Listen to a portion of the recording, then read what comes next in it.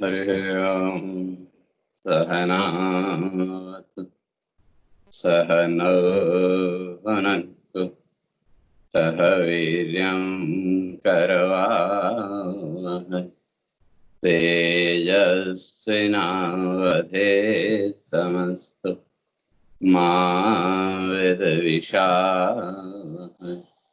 ॐ शान्ति शान्ति शान्तिः। शङ्करं शङ्कराचार्यं केशवं बादरायणं सूत्रभाष्य कृतौ वन्दे भगवन्तौ पुनः पुनः। ईश्वरो गुरुरात्मेति मूर्तिभेदविभागिने व्योमवद्व्याप्तदेहाय दक्षिणामूर्तये नमः। ॐ शान्ति शान्ति शान्तिः।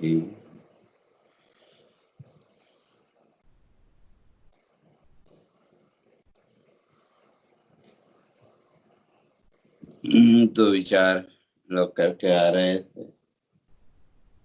भगवान अर्जुन को समझाते हुए इस बात को स्पष्ट करके आए थे कि यदा ते मोह कलिलं बुद्धि व्यतितरिष्यति तदा गन्तासि निर्वेदं श्रोतव्यस्य श्रुतस्य च। कहते हैं जिस समय मनुष्य की जो बुद्धि वो कैसी है, मोह कलिलम, इस मन के मोह में बंधी। कल इस बात की चर्चा करके आए थे। ये सारा संसार मन की क्रीड़ा के, मन के खेल के अतिरिक्त और कुछ नहीं। इसलिए मनोविलास एवं संसार, ये सारा संसार जो है मन का विलास है ना, मन का खेल, मन की क्रीड़ा के अतिरिक्त और कुछ नहीं। और उस मन की वृत्तियों में हमारी बुद्धि भी अटकी हुई, और जब उन मन की वृत्तियों के साथ बुद्धि जुड़ गई तो बुद्धि कैसी हो गई? कहते हैं कलिलम, कीचड़। जो कीचड़ होता है उसमें इधर उधर का दुनिया भर की गंदगी होती है।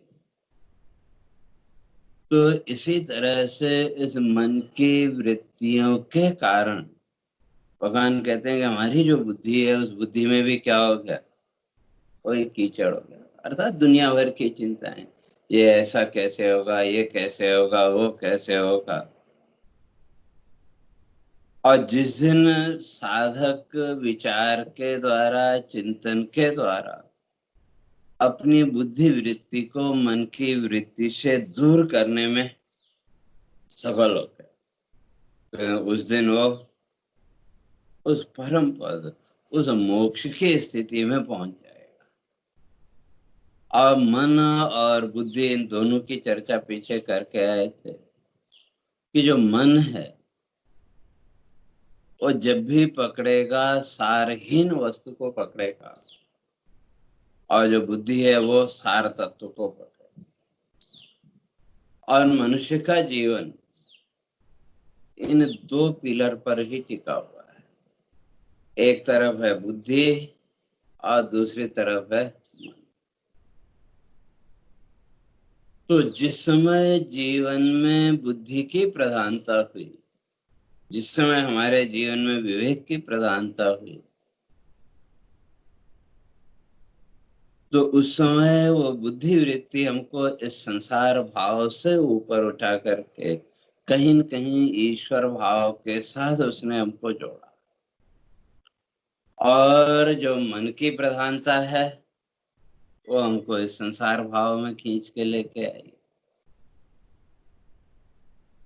और फिर सुबह से लेकर के शाम तक हमने विचार तो बहुत किया, बुद्धि के द्वारा चिंतन बहुत किया, लेकिन इसी संसार के सुख दुख का, तो इसलिए भगवान कहते हैं यदा ते मोह कलिलम बुद्धि व्यतितरिष्यति।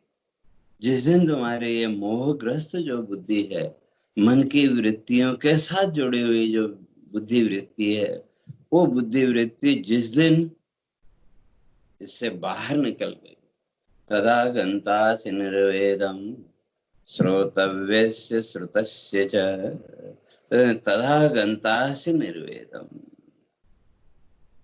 तो फिर उस दिन निर्वेदम, फिर जानने के लिए कुछ रह नहीं जाए। ये भी जानना है, ऐसा भी करना है, वैसा भी करना है।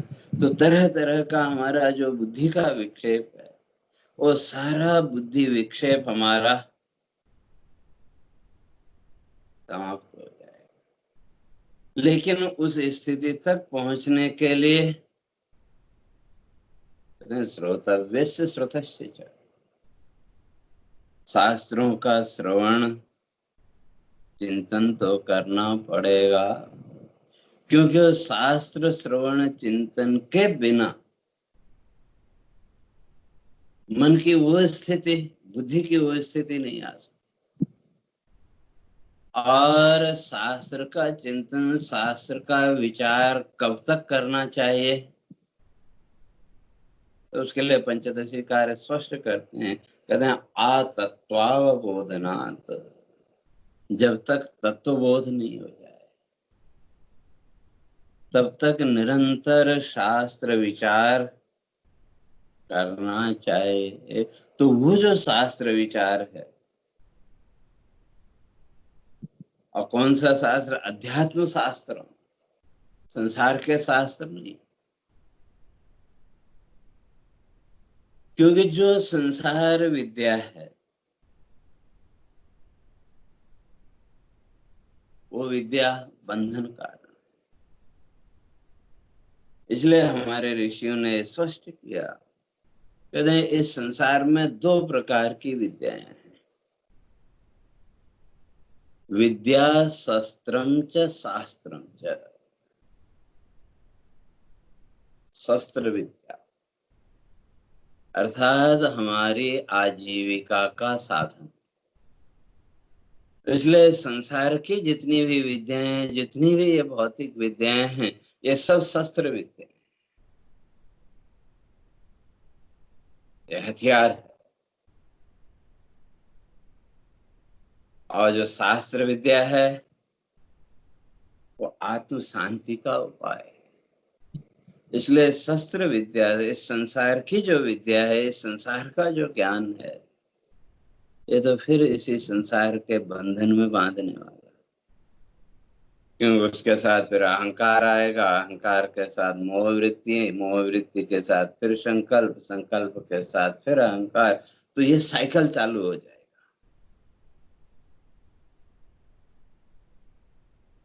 और जो अध्यात्म शास्त्र है, वहां आत्मिक शांति की बात। तो इसलिए यहाँ भगवान कहते हैं तदा गन्तासि निर्वेदम।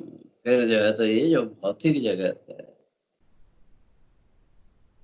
अभी इस संसार के बारे में सुनने जानने की इच्छा समाप्त हो जाएगी। अभी तक अगर जीवन का हम विश्लेषण करके देखें, तो ईश्वर भाव भी हमारे जीवन में है।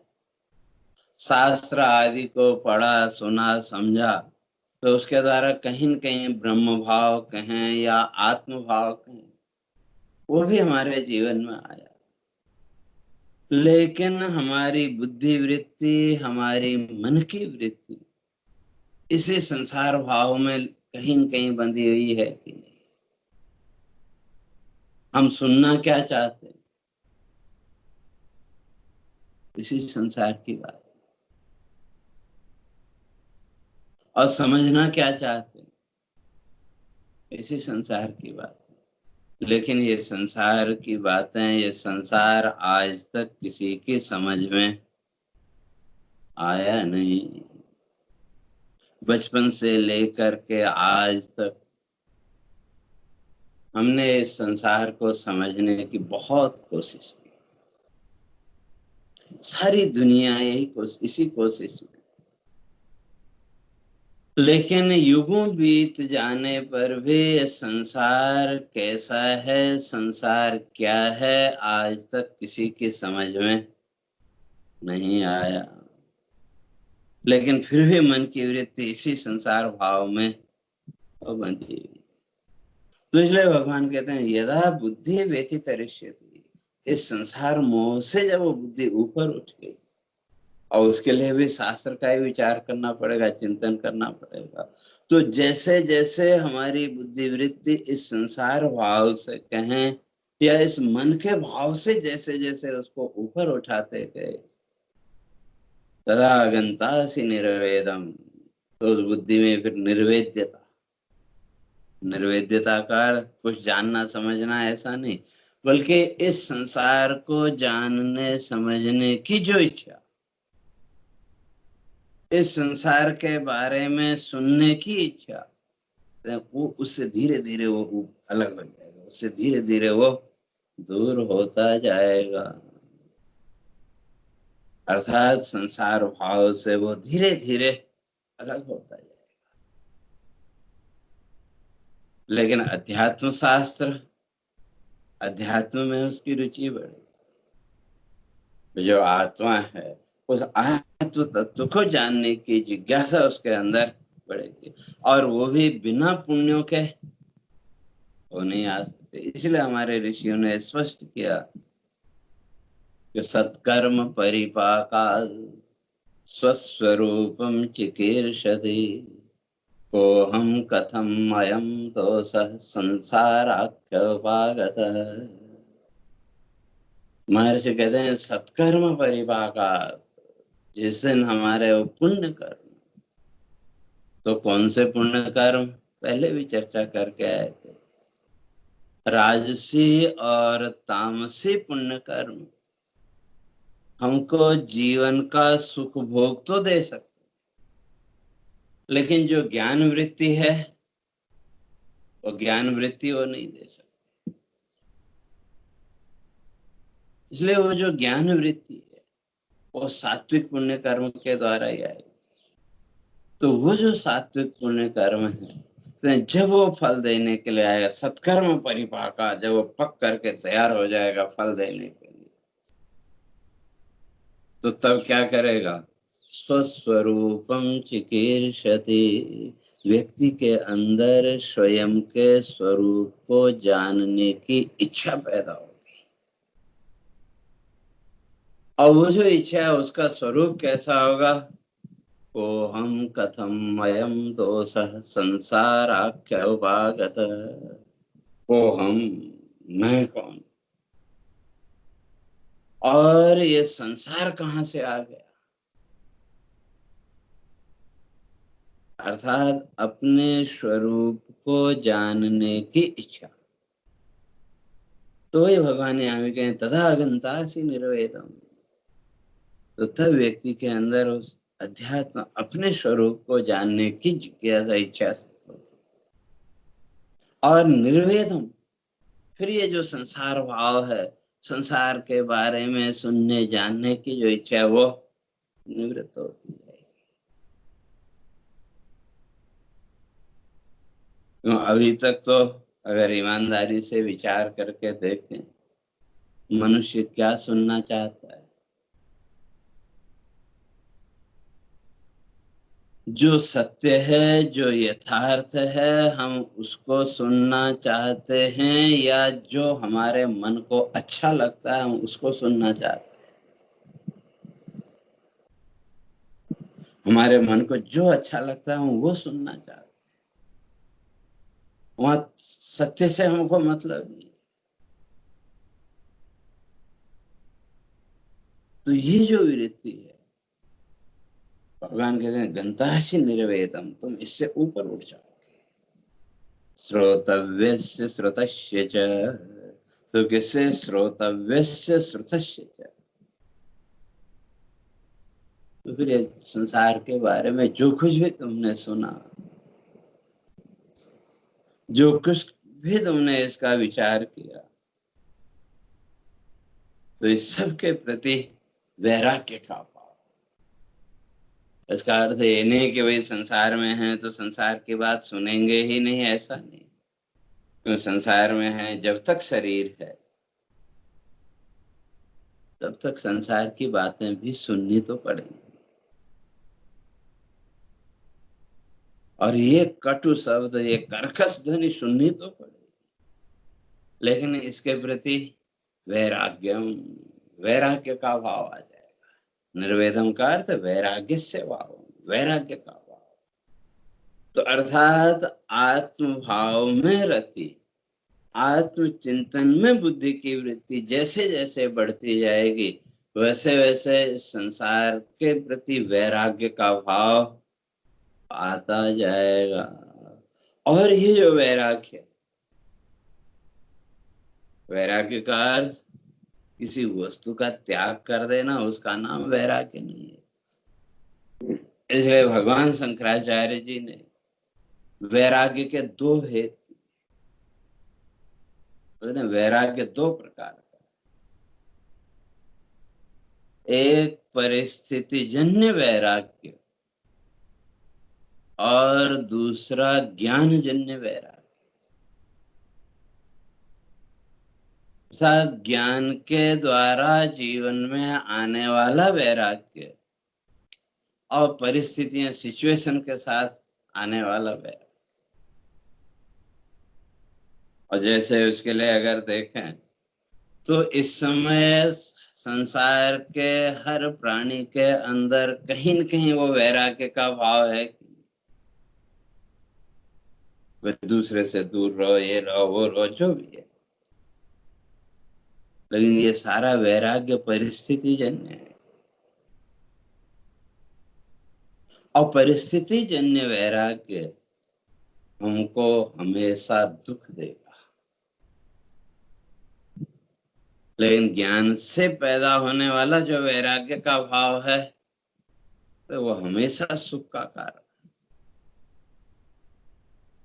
तो इसलिए वो जो शास्त्र चिंतन है, शास्त्र विचार है, तो उसके द्वारा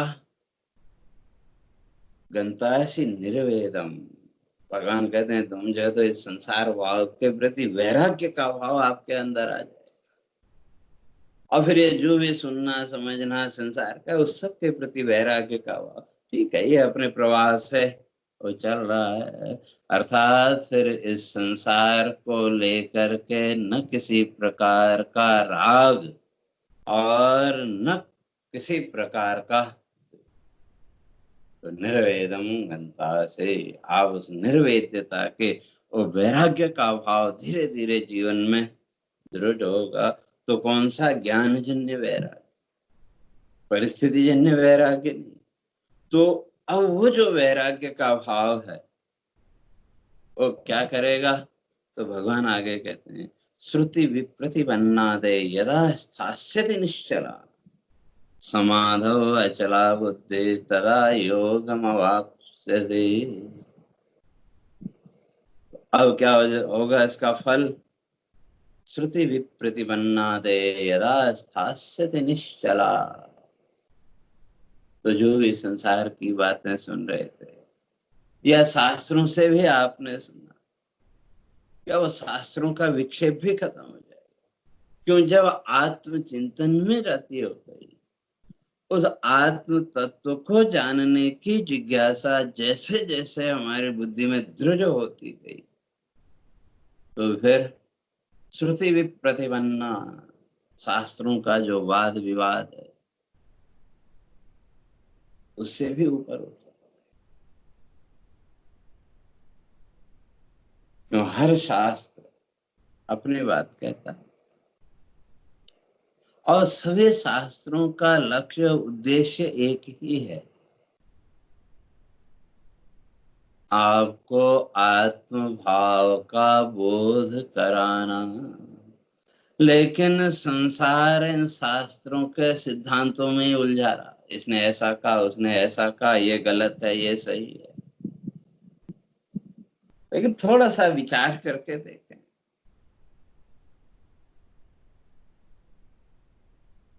हर एक शास्त्र का उद्देश्य एक ही है, लेकिन हर एक का अपना अपना एक स्टैंडर्ड। जैसे बच्चे को आप स्कूल में भेजते हैं तो उसको एक मास्टर्स की डिग्री तक पहुंचने के लिए कितने लेवल पार करने पड़ते हैं, लेकिन एक एक लेवल आगे बढ़ते हुए पीछे वो छोड़ता गया और आगे बढ़ता गया। अब वो चाहे वो प्राइमरी की एजुकेशन हो, मैट्रिक हो, या जो कुछ भी है, वो जो एजुकेशन सिस्टम है, चाहे वो पहली कक्षा में पढ़ने वाला बच्चा हो या दूसरी तीसरी चौथी जिस किसी भी कक्षा में पढ़ने वाला बच्चा हो, तो ये स्टेप बाय स्टेप प्रोसेस है कि धीरे धीरे वो आगे बढ़ता गया। तो इसी तरह से हमारे जो शास्त्र हैं, शास्त्रों का भी वही। लेकिन अब वो जो बच्चा है जो एक एक कक्षा पार करते हुए मास्टर्स की डिग्री तक पहुंचा, तो उसने जो प्राइमरी में जो पुस्तकें पढ़ी थी वो गलत हैं क्या? वो तो उसका बेस है, एक एक स्टेप वो पार करता गया। तो इसी तरह से हमारे यहाँ जितने भी शास्त्र हैं, जितने भी ग्रंथ हैं, वो भी वही है। तो जिस दिन व्यक्ति की बुद्धि इस संसार भाव से, इस मन की वृत्तियों से अलग हो गई, या विचारशील व्यक्ति स्वयं की साधना के द्वारा जिस दिन अपनी बुद्धि को इस मन की वृत्तियों से अलग करने में सफल हो गया, तो उस दिन श्रुति प्रतिपन्ना, इन शास्त्रों के द्वारा जो बुद्धि में एक विक्षेप आ गया, तो ये ऐसा कहता है, ये वैसा कहता है, अमुक ग्रंथ ये कहता है, अमुक ग्रंथ ये कहता है, अक्षर होता ही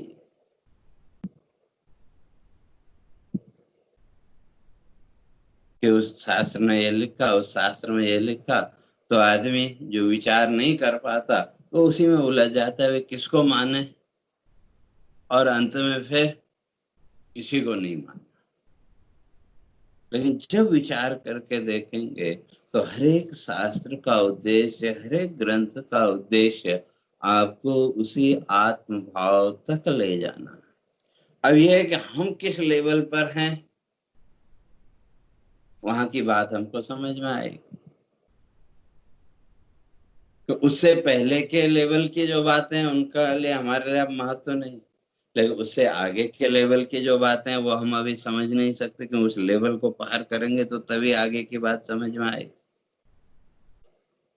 तो इसी तरह से जो शास्त्र हमारे यहाँ, उन शास्त्रों का भी, लेकिन लोगों ने तो अपनी बुद्धि को उसी शास्त्र जाल, उसी शब्द जाल में उलझा के रख दिया कि अमुक ग्रंथ ऐसा कहता है, अमुक ग्रंथ ऐसा कहता है, ये ऐसा कहता है, ये ऐसा कहता है। वह उसी को हमने अपनी विद्वता मान लिया, उसी को लेकर के हमने ज्ञानी मान लिया, लेकिन मन के स्थिति, बुद्धि में स्थिरता नहीं आ पाई।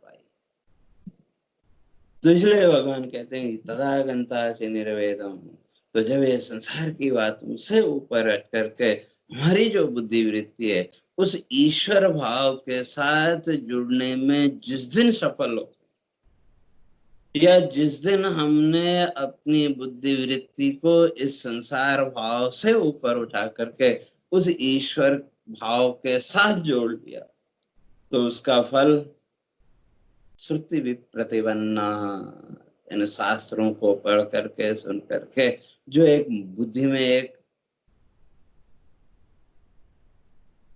उसको कहते हैं ना पजल माइंड, क्या इसको माने कि इसको माने, ये करें कि वो करें, वो जो एक सुनते सुनते भी एकदम हम पजल जो हो गए, तो वो दूर हो जाए। क्योंकि उस दिन हमारे जीवन का लक्ष्य निश्चित हो गया। और जिस दिन हमारा वो लक्ष्य निश्चय करने में हम सफल हो गए, उस दिन फिर कोई दुनिया कुछ भी कहती रहे, हमको उससे कोई अंतर नहीं पड़ेगा। सामान्य जीवन के व्यवहार में भी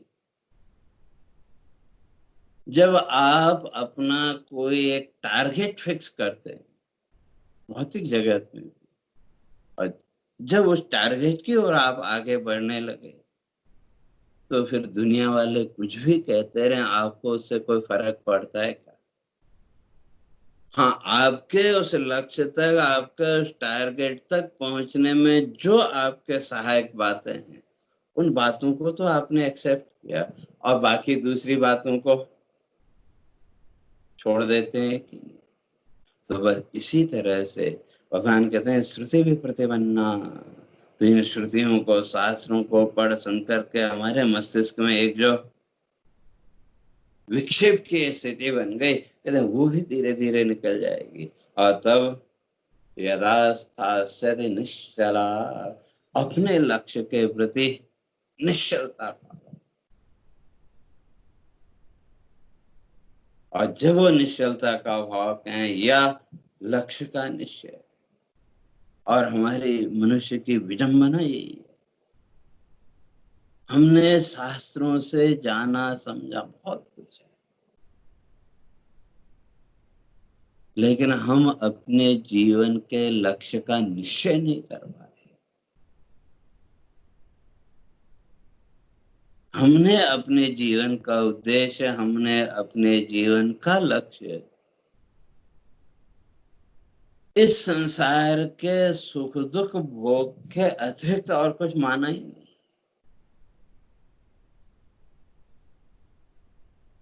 हमने शास्त्रों को पढ़ा बड़े यत्न से, वो भी किसके लिए? आत्मबोध के लिए, या इस संसार के यश प्रतिष्ठा के लिए। कहीं न कहीं हमने अपने आप को इसी संसार भाव में, इसी संसार के यश प्रतिष्ठा प्रसिद्धि के भाव में ही बांध के रखा है। तो इसलिए हमारी बुद्धि स्थिर भी नहीं हो पाई। इसलिए भगवान कहते हैं जिस दिन इस बुद्धि वृत्ति को इस संसार भाव से अलग करके, इस संसार भाव से ऊपर उठा करके, वो जो अपना लक्ष्य कौन सा, स्वस्वरूप बोध, तो उसके साथ स्थिर करने में जिस दिन सफल हो गए, उस दिन स्थास्यति निश्चला, निश्चल भाव से जीवन में स्थिरता आ जाएगी। तो इसलिए शास्त्रकार कहते हैं एवं निरंतरम कृत्वा ब्रह्मेवास्मीति वासना। तो इसलिए जो साधक है उसको क्या करना चाहिए? ब्रह्म एव अस्मीति वासना, वो जो ब्रह्म भाव है, और वो जो ब्रह्म भाव, उस ब्रह्म भाव की स्थिरता ही समाधि। इसलिए आगे भगवान कहते हैं समाधो अचला बुद्धि तदा योगम वाप्स्यसि। वो जो योग ईश्वर भाव, तो उसके लिए तो बुद्धि के विक्षेप को कम करना पड़ेगा, तब समाधो अचला बुद्धि, वो जो समाधि भाव, उसमें बुद्धि की अचलता, स्थिरता, और वो जो समाधि है उसका लक्षण हमारे ऋषियों ने किया, अहम ब्रह्मेत्यवस्थानम समाधि ब्रह्मण स्थिति। अहम ब्रह्मेत्यवस्थानम, मैं ही ब्रह्म हूं। मैं का लौकिक अहंकार नहीं, अहम न हन्यते, वो जो अविनाशी तत्व है, स्वयं के रूप में, मैं के रूप में भी जो अविनाशी तत्व है, वो अविनाशी तत्व ही ब्रह्म है। और जिसको हम मैं कह रहे हैं, इसलिए वो मैं के रूप में जो अविनाशी तत्व, वही ब्रह्म। ये स्थिति जिस दिन बन गई, वही समाधि है। और इसलिए हमारे ऋषि कहते हैं ब्रह्मेवास्मीति वासना। इसलिए जीवन में जो साधक है उसको क्या करना चाहिए?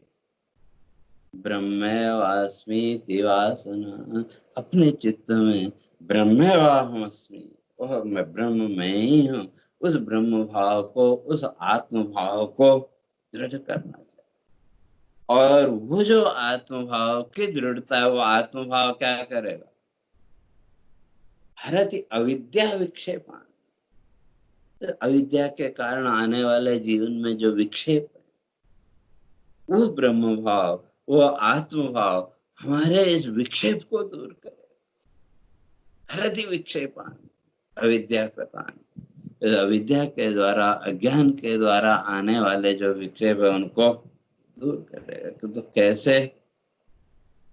कहते हैं रोगम इव रसायनम, जैसे औषधि है, दवा है, तो दवा धीरे धीरे क्या करती है?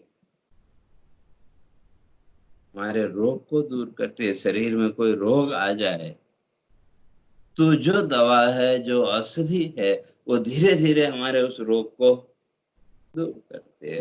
तो इसी तरह से वो जो ब्रह्म भाव है, वो जो आत्म भाव है, वो आत्म भाव भी क्या करेगा? जैसे जैसे वो आत्म भाव दृढ़ हम करते जाएंगे, वैसे वैसे अविद्या विक्षेपान हरति, अविद्या के ये जो विक्षेप, अविद्या जन्य ये जो संसार भाव है, वो इस संसार भाव को धीरे धीरे वो दूर करेगा। और तब समाधव अचला बुद्धि, तो तब वो जो बुद्धि है उस समाधि भाव में, उस ईश्वर भाव में क्या हो जाएगी? अचल, दृढ़ हो। फिर संसार भाव रहे या न रहे, उससे कुछ लेना देना नहीं रहेगा। उसे ब्रह्म भाव में, आत्म भाव में स्थिर। तब भगवान कहते हैं तदा योगम अवाप्स्यसि, तब जाकर के तुम उस योग की स्थिति में। तो कौन सा? आत्म ईश्वर संबंध, स्वयं का उस ईश्वरीय सत्ता के साथ जो संबंध, उस स्थिति में वो पहुंच जाएंगे। तो तब यहाँ फिर अर्जुन प्रश्न करता है, भगवान ये तो बात ठीक है, लेकिन उस स्थिति में हम पहुंचे कि नहीं पहुंचे ये पता कैसे लगेगा? तो वो अर्जुन आगे प्रश्न करता है कि स्थित प्रज्ञ से का वासा समाधिस्थस्य केशव, स्थिति किम प्रभासेत किम हसीत व्रजेत किम। तो वो जो समाधि भाव तक जो व्यक्ति पहुंच गया, तो उसके लक्षण क्या होंगे? और जितने भी हमारे शास्त्रीय प्रक्रिया है, वास्तव में अगर देखें तो ये आत्म विश्लेषण की प्रक्रिया है। लेकिन मनुष्य ने इस शास्त्रीय ज्ञान को भी दूसरे के विश्लेषण की प्रक्रिया बना दिया। हम आत्म विश्लेषण हमने नहीं किया। शास्त्र को सुना, पढ़ा, बात समझ में भी आई, लेकिन आत्म विश्लेषण नहीं किया। हम किस लेवल पर पहुंचे हैं वो हमने नहीं देखा, लेकिन हम तो सामने वाले का विश्लेषण करते रहते हैं।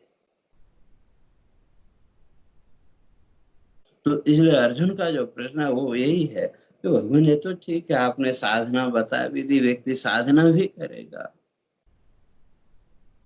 लेकिन कैसे पता चलेगा कि हम उस साधना के रास्ते पे ठीक से चल रहे हैं?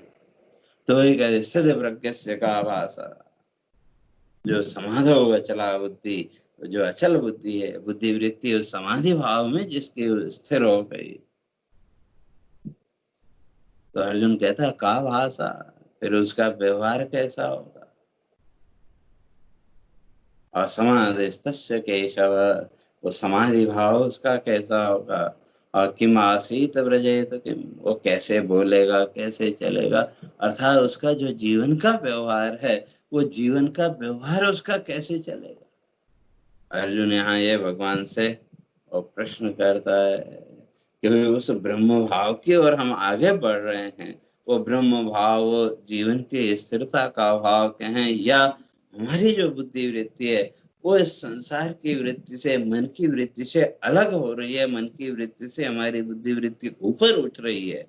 तो अर्जुन कहता है उसको हम समझेंगे कैसे? तो उसका उत्तर आगे भगवान देंगे। तो अर्जुन का प्रश्न और जो भगवान का उत्तर, तो उसकी चर्चा क्रमशः अपने आगे करेंगे। हरि ओम। पूर्णमदः पूर्णमिदं पूर्णात् पूर्णमुदच्यते पूर्णस्य पूर्णमादाय पूर्णमेवावशिष्यते। ओम शांति शांति शांति। शंकरं शंकराचार्यं केशवं बादरायणं सूत्रभाष्य कृतौ वन्दे भगवन्तौ पुनः पुनः। ईश्वरो गुरुरात्मेति मूर्तिभेदविभागिने व्योमवद्व्याप्तदेहाय दक्षिणामूर्तये नमः।